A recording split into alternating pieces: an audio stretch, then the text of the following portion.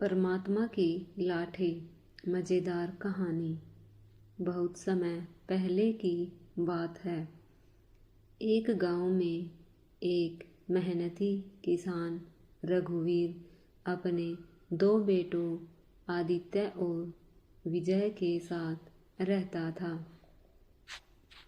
रघुवीर अत्यंत ईमानदार और परिश्रमी व्यक्ति था, जिसने अपनी पूरी जिंदगी खेतों में मेहनत कर अपने परिवार के लिए अच्छा जीवन सुनिश्चित किया।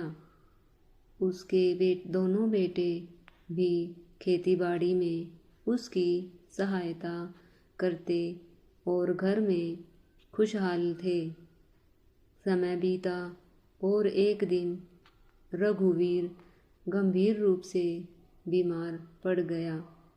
उसने अपने बेटों को पास बुलाया और कहा, बेटा, मेरा समय अब समाप्त हो चला है। मैं चाहता हूँ कि मेरे जाने के बाद तुम दोनों मिलजुल कर रहो और मेहनत से जीवन बिताओ। मैंने बुरे वक्त के लिए कुछ सोने की मुद्राएं बचाकर घर के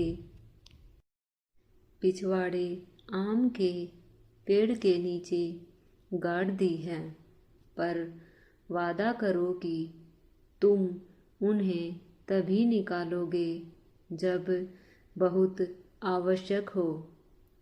आदित्य और विजय ने पिता से वादा किया कि वे ऐसा ही करेंगे। कुछ ही दिनों बाद रघुवीर का निधन हो गया और बेटों ने भारी मन से उनका अंतिम संस्कार कर दिया। कुछ दिनों तक सब ठीक चला, लेकिन बड़े भाई आदित्य के मन में लालच घर करने लगा। उसे हर समय बस उन्हीं मुद्राओं की चिंता सताने लगी।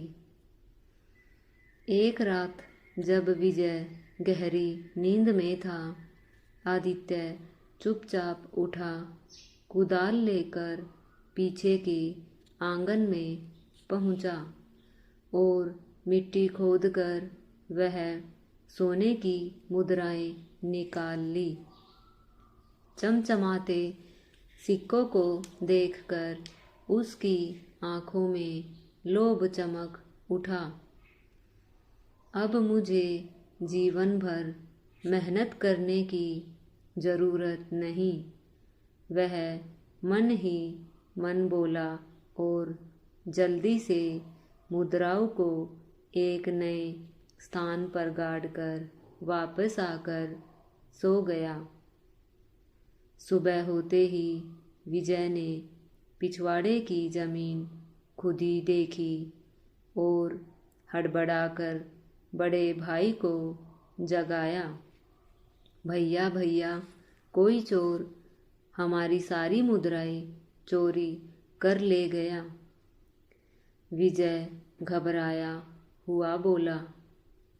आदित्य ने सोने का अवसर देखते हुए झूठी चिंता का नाटक किया और फिर क्रोध में बोला, चोरी? लेकिन इस बारे में केवल हम दोनों जानते थे। इसका मतलब चोर और कोई नहीं बल्कि तुम ही हो। विजय हक्का बक्का रह गया। उसने लाख सफाई दी, लेकिन आदित्य अपनी बात पर अड़ा रहा। अंततः विजय ने निराश होकर कहा, यदि आपको मुझ पर विश्वास नहीं तो मैं यह गांव छोड़कर चला जाऊंगा। और इस तरह सत्य और निष्ठा से भरा विजय अपने ही घर से बेगुनाह होकर निकल पड़ा, जबकि आदित्य मन ही मन प्रसन्न था कि अब सारा धन सिर्फ उसी का है। भटकते हुए विजय जंगल की ओर बढ़ चला। रात गहरा चुकी थी और चारों ओर अंधेरा था। तभी उसे पास से कुछ फुसफुसाहट सुनाई दी। यह 2000 तेरे और यह 2000 मेरे। विजय चौंका और ध्यान से देखने के लिए झुका। उसने देखा कि कुछ चोर चोरी का माल बांट रहे थे। तभी गलती से विजय का पैर फिसला और वह धड़ाम से उन चोरों के बीच गिर पड़ा। घने अंधेरे में उसे अचानक देखकर चोर डर गए और भाग खड़े हुए। भागते हुए एक चोर चिल्लाया, भागो भाई, यह राजा का कोई गुप्तचर लगता है।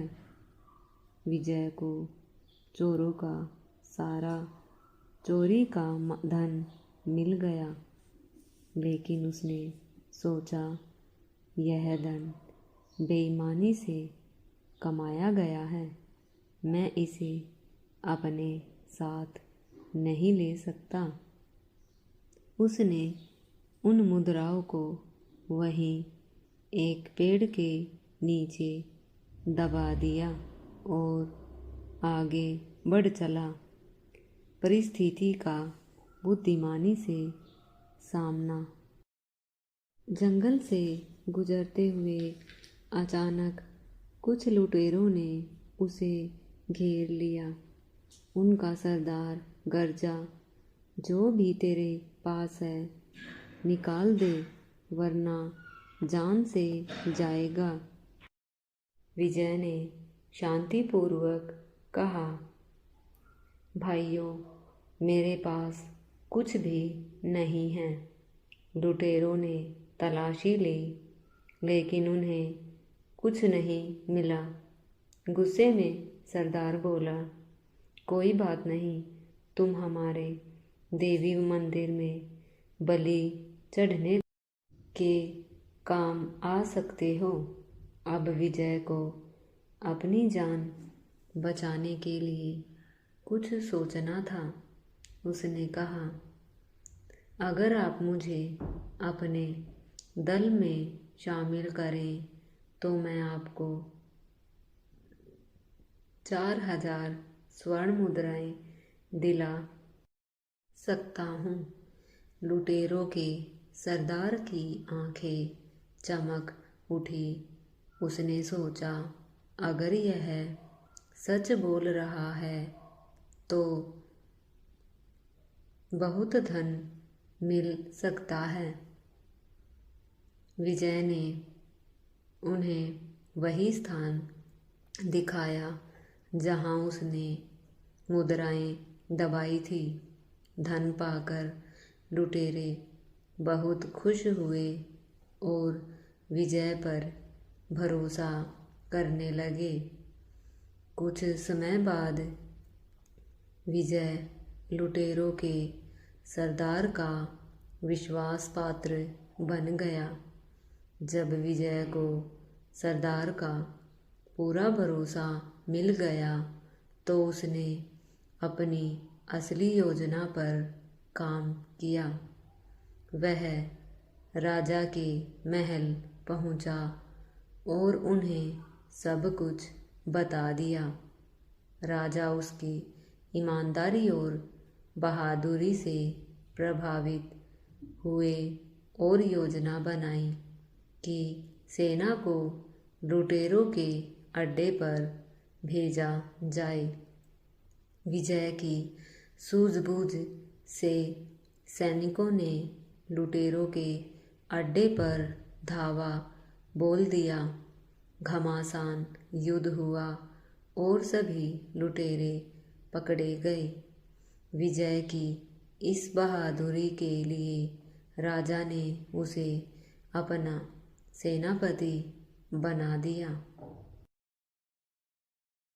कुछ वर्षों बाद राजा ने विजय को अपना उत्तराधिकारी घोषित कर दिया और वह स्वयं संन्यास लेकर तीर्थ यात्रा पर निकल पड़े। विजय अब राजा विजय सिंह के नाम से प्रसिद्ध हुआ। उधर आदित्य का जीवन बर्बाद हो चुका था। उसने अपने धन को जुए, शराब और बुरी संगत में गंवा दिया। अब उसके पास खाने तक के लिए कुछ नहीं बचा था। काम की तलाश में वह उसी राज्य में पहुंचा जहां विजय अब राजा था। एक दिन उसने एक सेठ की दुकान से चोरी कर भागने की कोशिश की, लेकिन पकड़ा गया। जब सैनिक उसे पकड़कर दरबार में लाए तो विजय ने देखा कि वह कोई और नहीं बल्कि उसका बड़ा भाई आदित्य था। विजय ने सख्त आवाज में कहा, तुम्हारी चोरी के प्रमाण मिल चुके हैं, तुम्हें सजा दी जाएगी। आदित्य पछताने लगा और रोते हुए बोला, महाराज, मेरी सजा इतनी कठोर हो कि कोई और इस रास्ते पर चलने की हिम्मत न करे। राजा विजय ने फैसला सुनाया। सैनिकों, इसका एक हाथ और एक पैर काटकर इसे राज्य से बाहर निकाल दो। सजा पूरी होने के बाद जब आदित्य राज्य छोड़कर जा रहा था तो विजय ने उसे रोक कर कहा, भैया, राजा होने के नाते मैंने तुम्हें सजा दी, लेकिन भाई होने के नाते मैं तुम्हें अकेला नहीं छोड़ सकता। ये स्वर्ण मुद्राएं लो और किसी दूसरे देश में अपना जीवन अच्छे से बिताओ। आदित्य की आंखों से आंसू बह निकले। तुम सच में बहुत महान हो विजय। भगवान तुम्हें सदैव खुश रखे। विजय ने भी उसे गले लगाया और दोनों भाइयों ने अपने अपने रास्ते चुन लिए। ईमानदारी और मेहनत से सदा विजय मिलती है। लालच अंततः पतन का कारण बनता है। बुद्धिमानी से मुश्किल हालातों का सामना करना चाहिए। सच्चा भाई वही है जो हर परिस्थिति में अपने भाई का भला चाहे। दोस्तों, आज की कहानी यहीं पर समाप्त हुई। आपको हमारी यह कहानी कैसी लगी कमेंट करके ज़रूर बताएं और हमारे वीडियो को लाइक करें, शेयर करें और चैनल को सब्सक्राइब ज़रूर करें। धन्यवाद।